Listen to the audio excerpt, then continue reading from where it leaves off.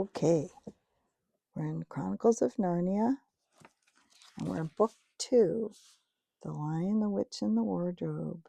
And that's Lucy with Mr. Tumnus in the woods.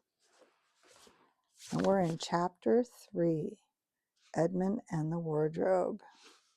See that picture? That's Edmund fighting his way past all the coats. Okay, now remember, Lucy's just had tea with Mr. Tumnus, and she's run back to the wardrobe and back home. Chapter 3, Edmund and the Wardrobe. Lucy ran out of the empty room into the passage and found the other three. "It's all right," she repeated. "I've come back." "What on earth are you talking about, Lucy?" asked Susan. "Why," said Lucy in amazement, "haven't you all been wondering where I was?" "So you've been hiding, have you?" said Peter. "Poor old Lou. Hiding and nobody noticed. You'll have to hide longer than that if you want people to start looking for you." "But I've been away for hours and hours," said Lucy. The others all stared at one another. "Batty," said Edmund, tapping his head. "Quite batty." "What do you mean, Lou?" asked Peter. "What I said," answered Lucy. "It was just after breakfast when I went into the wardrobe, and I've been away for hours and hours and had tea, and all sorts of things have happened." "Don't be silly, Lucy," said Susan. "We've only just come out of that room a moment ago, and you were there then." "She's not being silly at all," said Peter. "She's just making up a story for fun. Aren't you, Lou? And why shouldn't she?"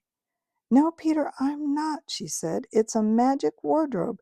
There's a wood inside it, and it's snowing, and there's a faun and a witch, and it's called Narnia. Come and see." The others did not know what to think, but Lucy was so excited that they all went back with her into the room. She rushed ahead of them, flung open the door of the wardrobe, and said, "Now, go in and see for yourselves." "Why, you goose," said Susan, putting her head inside and pulling the fur coats apart. "It's just an ordinary wardrobe. Look, there's the back of it." Then everyone looked in and pulled the coats apart, and they all saw, Lucy herself saw, a perfectly ordinary wardrobe. There was no wood and no snow, only the back of the wardrobe with hooks on it. Peter went in and rapped his knuckles on it to make sure that it was solid. "A jolly good hoax, Lou," he said as he came out again. "You have really taken us in, I must admit. We half believed you." "But it wasn't a hoax at all," said Lucy. "Really and truly." Let's see. I'm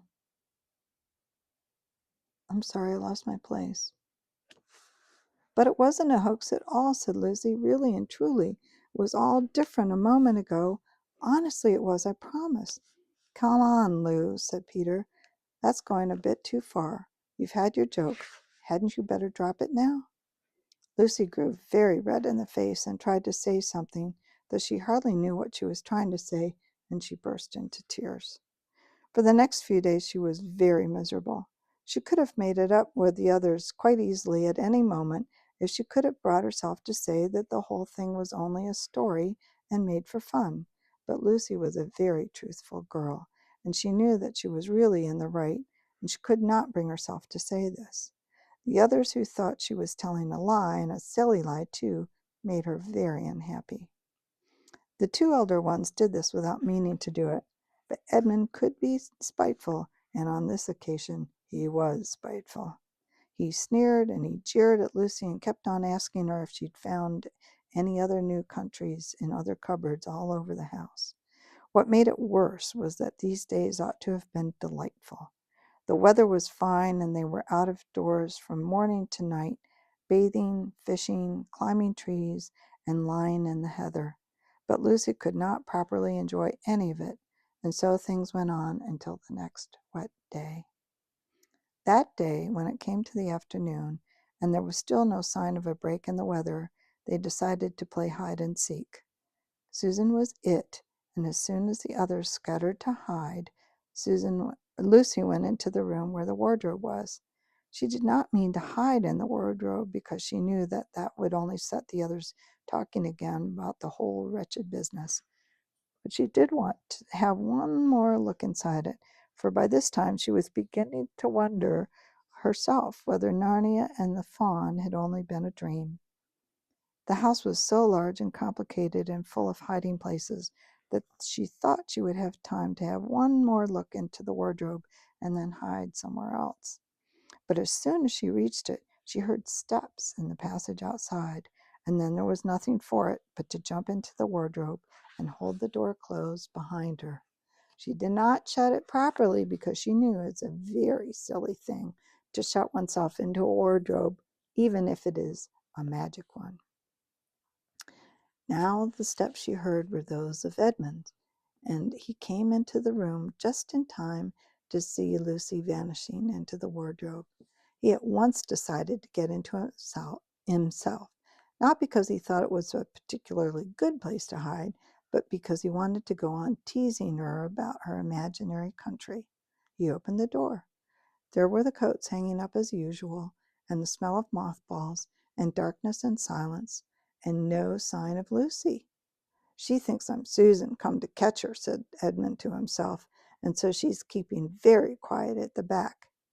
He jumped in and shut the door, forgetting what a very foolish thing that is to do. Then he began feeling about for Lucy in the dark. He had expected to find her in a few seconds, and was very surprised when he did not. He decided to open the door again and let in some light, but he couldn't find the door either.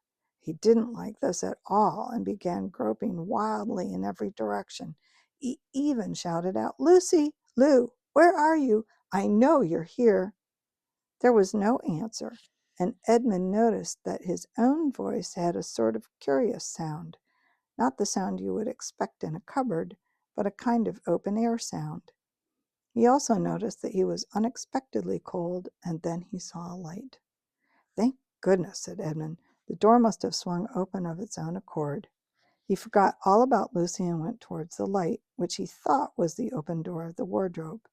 But instead of finding himself stepping out into the spare room, he found himself stepping out from the shadow of some thick, dark fir trees into an open place in the middle of a wood. There was crisp, dry snow under his feet, and more snow lying on the branches of the trees. Overhead there was a pale blue sky, the sort of sky one sees on a fine winter day in the morning. Straight ahead of him he saw between the tree trunks the sun, just rising, very red and clear. Everything was perfectly still, as if he were the only living creature in that country. There was not even a robin or a squirrel among the trees, and the wood stretched as far as he could see in every direction. He shivered.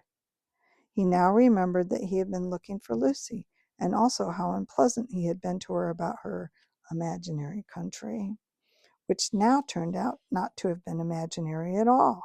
He thought that she must be somewhere quite close, and so he shouted, "Lucy, Lucy, I'm here too, it's Edmund." There was no answer. "She's angry about all the things I've been saying lately," thought Edmund, and though he did not like to admit that he had been wrong, he also did not much like being alone in this strange, cold, quiet place. So he shouted again, "I say, Lou, I'm sorry I didn't believe you. I see now you were right all along. Do come out. Make it Pax." Still there was no answer. "Just like a girl," said Edmund to himself, "sulking somewhere and won't accept an apology." He looked around him again and decided he did not much like this place, and had almost made up his mind to go home when he heard very far off in the wood a sound of bells. He listened, and the sound came nearer and nearer, and at last there swept into sight a sledge drawn by 2 reindeer. The reindeer were about the size of Shetland ponies, and their hair was so white that even the snow hardly looked white compared with them. Their branching horns were gilded and shone like something on fire when the sunrise caught them. Their harness was of scarlet leather and covered with bells. On the sledge, driving the reindeer, sat a fat dwarf who would have been about 3 foot high if he had been standing. He was dressed in polar bear's fur, and on his head he wore a red hood with a long gold tassel hanging down from its point. His huge beard covered his knees and served him instead of a rug. But behind him, on a much higher seat, in the middle of the sledge, sat a very different person, a great lady, taller than any woman that Edmund had ever seen. She was also covered in white fur up to her throat, and held a long, straight, golden wand in her right hand, and wore a golden crown on her head. Her face was white, not merely pale, but white, like snow or paper or icing sugar, except for her very red mouth. It was a beautiful face in other respects, but proud and cold and stern. The sledge was a fine sight as it came sweeping towards Edmund, with its bells jingling and the dwarf cracking its whip and the snow flying up on each side of it. "Stop!" said the lady, and the dwarf pulled the reindeer up so sharply that they almost sat down. Then they recovered themselves and stood champing their bits and blowing. In the frosty air, the breath coming out of their nostrils looked like smoke. "And what, pray, are you?" said the lady, looking hard at Edmund. My name's Edmund," said Edmund rather awkwardly. He did not like the way she looked at him. The lady frowned.